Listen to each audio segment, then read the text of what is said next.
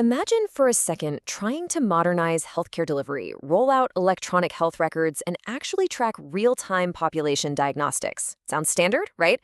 Well, now imagine trying to do all of that in a region where the power grid completely fails multiple times a week, and the internet, well, it's practically a luxury. That is the very real, immense challenge of global health modernization in off-grid environments. Legacy cloud software just outright collapses under these conditions. But there is a solution that fundamentally rethinks both the technology and the business model required to make this actually work on the ground. Welcome to this explainer. Today, we're unpacking the commercial strategy and deployment architecture of Sankofa Global Health, or SGH, and showing you exactly how they are solving this massive infrastructure gap.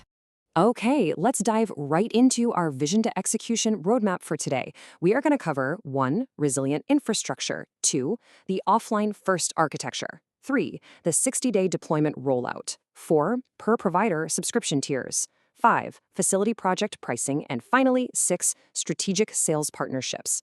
Section 1. Resilient healthcare infrastructure. So instead of relying on a single monolithic software foundation that can easily break, SGH deploys a hybrid open-source strategy. They leverage OpenMRS for the day-to-day clinical workflows on the ground and DHIS2 for big-picture, population-level intelligence at the top. This hybrid approach is absolutely crucial because it ensures the infrastructure adapts perfectly to every single level of care, especially in regions that are constantly battling limited utility stability.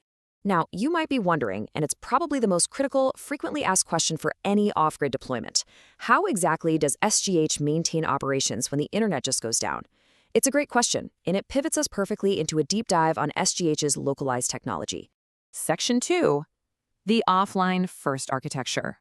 At the absolute heart of this resilience is the SGH HL7 listener daemon.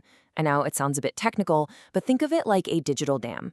In a hospital, your point-of-care diagnostic equipment, like an Abbott iStat blood analyzer, is constantly pushing out data. But if your internet river suddenly dries up, legacy cloud systems just lose that data entirely. Not SGH. This persistent background daemon sits directly on a local edge server. It acts to intercept, catch, and manage those vital life safety diagnostic payloads right there on the local network, entirely independent of the cloud.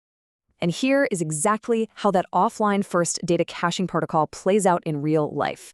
Step 1, a medical device generates its standard HL7 message. Step 2, if the connection suddenly drops, no panic. The daemon securely queues the clinical data locally right on the facility's server. Step 3, the literal second connectivity is restored, the daemon automatically synchronizes that queued data up to systems like DHIS2. Triage operations literally never have to halt. Section 3. The 60-day deployment rollout. SGH doesn't just wing the execution. They utilize a highly rigorous, standard deployment methodology that spans exactly 60 days to ensure workflow optimization and, frankly, minimal clinical disruption. It breaks down into 3 neat phases. Days 1 to 15 focus on discovery and architecture. That's assessing the site's actual utilities, stability, and tailoring the software.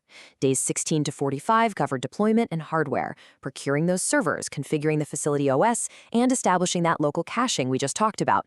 And finally, days 46 to 60 are totally dedicated to intensive staff training, workflow transition, and the final go-live handover.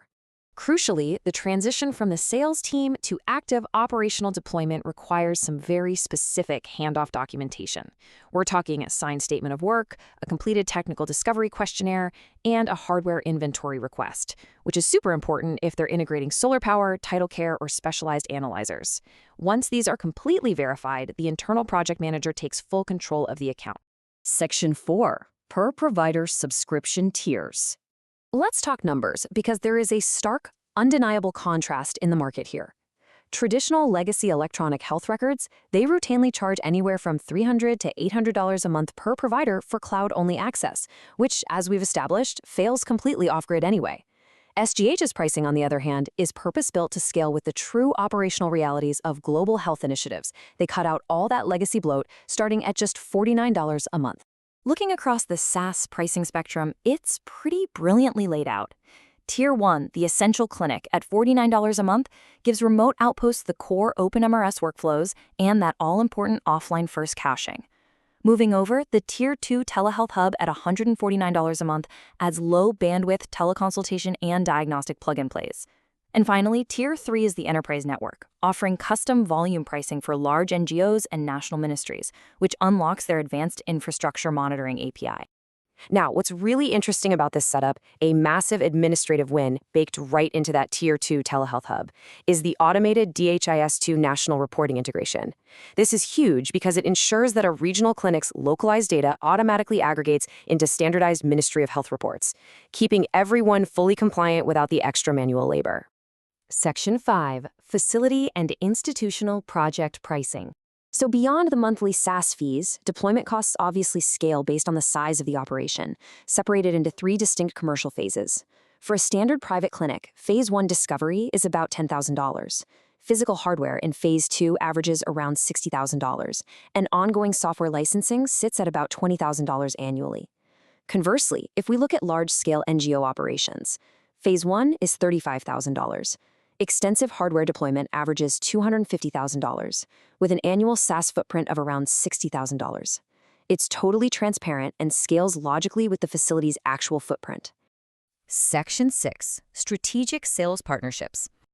Now, to bypass the sluggish, bureaucratic legacy cycle of bloated RFPs, SGH relies heavily on a high-velocity go-to-market engine. The next major frontier for this rollout is the Gilela Sales Partnership. So who exactly is Gilela? Well, to be totally transparent, this is currently a highly anticipated pending integration.